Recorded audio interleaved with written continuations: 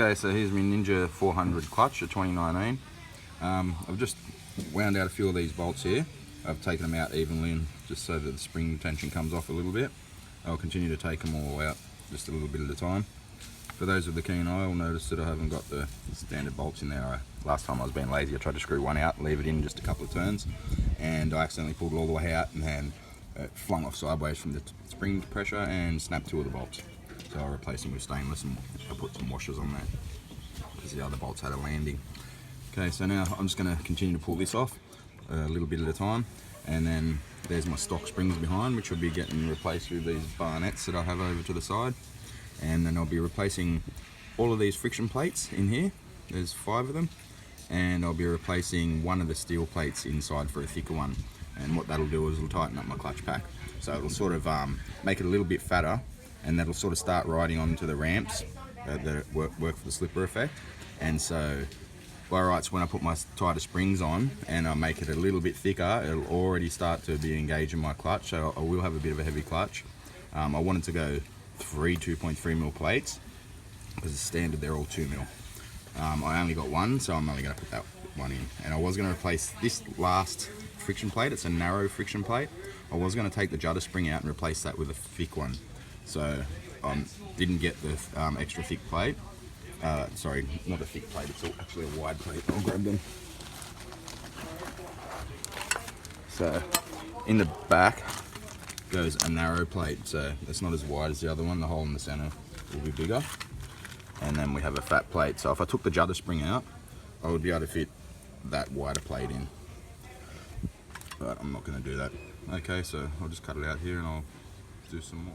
Okay, so these are the stock springs. They're pretty soft, and that's one of the reasons why the clutch wears out so quick. And I've got these barnets to go in, so they'll be going in. I'll slip them over here, but first of all, this is the part. This is like the pressure plate, and this is how the slipper clutch works. When I slide this off, it's got the little ramps on it. If you see the ramps just in there, and they slide up on the little parts in there. So when it slides up, and it can take pressure off, and it spreads the clutch plates, or also when you release the clutch, it can also clamp the other way. That's why it's sort of like an on and off switch with the Ninja clutch. Okay, so now I'm going to get to pulling the plates out and I'll get back to you. Okay, so I've just pulled my clutch apart, and these are my steel plates. They're supposed to be silver. So with the clutch basket bottoming out and the constant friction, that's heat damaged all them. So luckily they sent me 2 extra 2mm. So I now have the right amount of plates to go in, but my narrow plate, see how it's narrower than these ones, that's a bit heat damaged, but I think we'll be right. It's not warped or anything. So in here, this little part in here is the reason why we put a narrow plate in first. So that's one of our points where our friction plate touches. So first one in is going to be a narrow one. Now if we pull the judder spring out, that's this part here and the part behind it, then we get a full contact patch and we can put a big one in. Okay, so we'll get back to that now. So now I'm going to set my clutch pack. So I've got all my packets open. Actually, I should soak them in oil first, but yeah, we might. We'll chuck them in here. Chuck them all in, soak them in oil.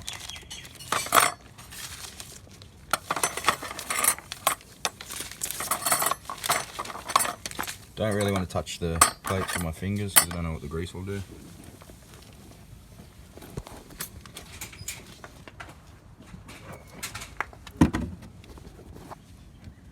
So because it's a wet clutch, we want to make sure our pads are all wet. So there's a little bit of oil in there. I need a thin one first, so let's wet that one right up. Only touching the edges, not the friction plate. Nice and wet. Okay, now it slides in there, and that one will slide in over the judder spring. There it is. Next one, we need a wide plate. So here's a 2mm thick wide plate, and that's not open. That was in 2 packets. Okay. Alright, I've got all the packets to open again. Double pack. That's my 2.3, I'll keep that separate. Here we are back again. So I've just put one narrow plate in over the judder spring. Now, next it goes in, because I didn't open the packets properly, this is a 2mm thick plate. This will be the standard size plate that's in the bike, and we need a fat one because the next one to go in is going to be a wide plate, wide friction plate. So it needs to be able to touch all of that metal plate there. So that's why that one needs to be a wide metal plate. We only have one narrow metal plate, and it goes between the last two, which is 2 narrows. Just trying to make sure the friction plates all work. Okay, here we go, the next one. A little bit hard doing it one-handed and trying to film. I'm probably not pointing the camera properly. Okay, so we've got that one. Next one is going to be another thick. So between this one, I'm going to put my 2.3. This is my oversized one. So this will make my clutch pack fatter. So that's my 2.3. So next goes in another wide. So another wide friction plate. And because a wide friction plate's going in here, but the next one's a narrow one, we still need a wide plate to go in. So that one's in. Now, a 2mm wide plate. Struggling, greasy fingers, oily fingers I mean. Okay, there we go. So, next one to go on's a narrow. So in between the narrow and the narrow, obviously goes a narrow metal plate. So in we go in here. Oh. There we go, that one's in. Now, my nice black and cooked narrow steel plate. So next clutch, I'll probably buy another one of those. We'll use that for now, it'll be fine. One-handed once again. Hold on, that one doesn't go there because that one goes over here. That's what I've done. So my last friction plate actually goes onto the pressure plate. So down here, we'll drop that on there, and then in between we'll go that one. Now that's pretty much done now. Now this is my pull rod. I could have replaced that with a 2020 pull rod. This is still the 2019, but I've machined 1.5 mil off that lip there so that it'll slide down in further. And that stops the clutch basket bottoming out. And that bearing there, I was going to replace it, but they didn't have one in stock. This one's about 8 mil thick, and the 2020 bearing's 7 mil thick. So that one there will give me a little bit more. And with the bit that I've machined off, 1.5 mil, because 2020 pull rod's only 1 mil difference, I believe.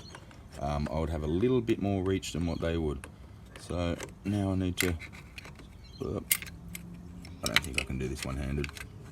So you might miss a little bit here, but I'm going to put this clutch pack on, and I'll show you how I adjust it. Okay, so what I did was I just put the last friction plate and the last narrow metal plate onto this part. Now, if you can see here, it's not in yet.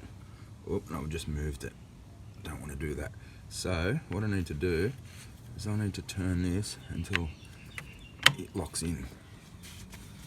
And then if you're just looking there, that's the ramps. You want to see movement on those ramps there. So if it's tight and won't move, then you've got a problem. So my clutch pack there, it's all nice. That's ready to have the plate put on and the springs. Okay, so here I am. This is going to be the last step. I'm going to put these Barnett springs in. Then what I'm going to do is I'm going to put this plate back in. I'm going to tighten it down nice and evenly. And I believe it's 10 inch-pounds that we tighten them up to. So, and once I've done that, I can go putting the cover back on. I'll leave it all up to you about working out how to get the cover on and off. But the idea of removing the judder spring and putting a thicker plate in the back is just so you got more contact patch so that your clutch will last a little bit longer. Might even have a little bit more bite. Now, by putting the fatter plate in, it pushes it outwards, so it makes it fatter, which means it'll ride higher on these ramps. And so it's already sort of engaging already, sort of starting to bite the clutch. Yeah, you lose a bit of adjustment up on your handle, and yeah, you will be a little bit heavy on the clutch. Okay, so there it is, all done. Got my Barnett springs in, new friction plates, new metals that I didn't expect to have to put in. I did want to put 3 metals in, but I was only expecting to put 1 in because I only got one 2.3 mil. And so I was planning on leaving the standard 2 mils, but there they are over there, all cooked and black. I wasn't expecting that, so yeah, lucky I got sent some extra ones, and yeah, now I have it all back together. Just found out I'm out of rego, so I took too long doing my clutch, and now I might just test right up the driveway. But other than that, that's it.